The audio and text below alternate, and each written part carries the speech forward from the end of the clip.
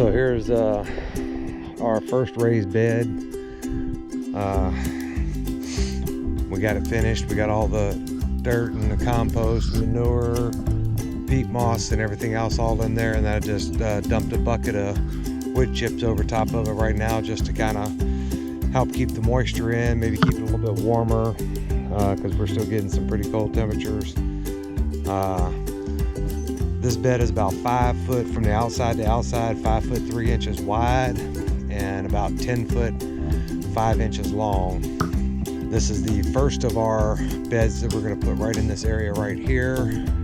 So in this area right here, we're going to have probably 3 or 4 beds there, and over on that side.